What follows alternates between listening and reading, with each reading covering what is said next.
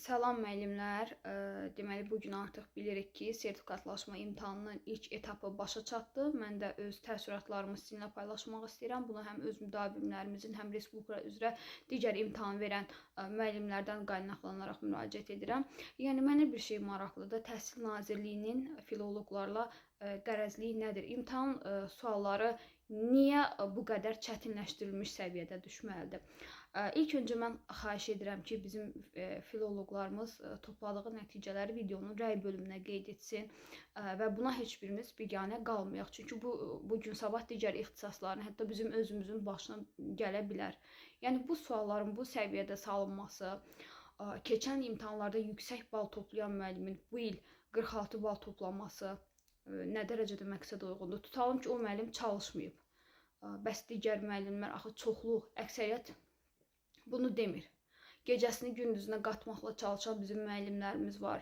Gündə, nə bilim, 3-4 saat yatan müəllimlərimiz var. Onların əziyyətinə heç mi heyfiniz gəlmədi? Yəni, bu imtahan təşkil olunursa düzgün. Biz MİQ-də də bunu müşahidə edirik. İndi artıq sertifikatlaşma prosesinə də keçilib. Yəni, müəllim var ki, həddindən artıq savadlı müəllimdir, öz üzərində çalışıb. Amma gəl ki, nəticə onu demir. 44 bal, 45 bal. Hətta kəsilən müəllimlərimiz də var. Deyək, kəsilənlər üzərində işləməyib. Amma öz üzərində işləyən, bizim gördüyümüz, əziyyət çəkən müəllimlər var axı. Digər fənlərdə mən bunu deyə bilməyəcəm. Məsələn, heç kim məndən inciməsin. Orada çalışan müəllimlər yüksək bal yığıb, əksəriyyət.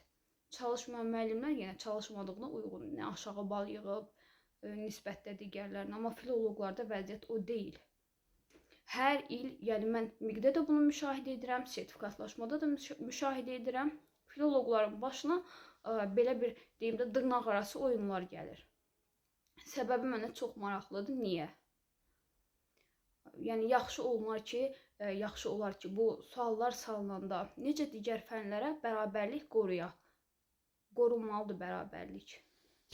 Orada bəzi müəllimlər deyir ki, artımdan gedir söhbət. O artımı heç verməyin. Müəllimə o 40 bal çalışan müəllimə vallah utancdır. O artımı verməyin. Lazım deyil artım heç bizə. Amma o əziyyət çəkmiş müəllimin, üzərində işləmiş müəllimin gedib 40 bal yığması, nə bilim 36 bal yığması o müəllimə utancdır. Bəlkə düz demirəm. Yəni, utancdır o müəllimə. Çalışıb gecəsini, indi gəl kiməsə sübut elə, gəl indi kollektivdə denən ki, hə, mən çalışmışdım, üzərimdə işləmişdim, amma imtahan çətin düşüb. Onu biri başa düşəcək, o biri başa düşməyəcək. Niyə o müəllimlərin özünə olan özgüvənini qırmalıyıq? Niyə müəllimlərin həvəsini, istəyini həm MİQ-də, həm sertifikatlaşmada yerlə bir eləməliyik? Olmazmı ki, bu suallar necə digər fənlərdə, məsələn, riyaziyyatda, ingilis dilində bilən müəllimlərimiz yazdı.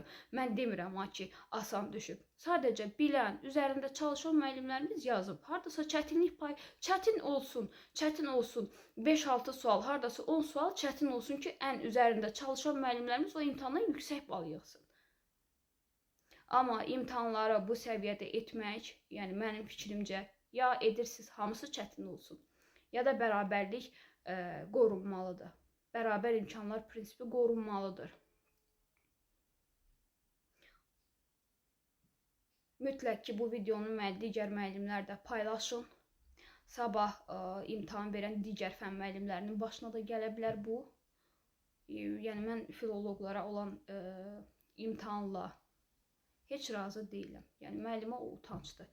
Çalışan müəllimə, üzərində işləyən müəllimə o cür nəticə, sonda zəhmətinin qarşılığında o cür nəticə görmək utancdır. Deyəcəyim fikirlər bu qədər. Zaten çox güman ki, digər müəllimlərimiz də fikirlərini bildirəcəklər. Yaxşı olar ki, imtahanda topladığınız balı videonun şərh bölümündə qeyd edin. İmtahan haqqında təəssüratlarınızı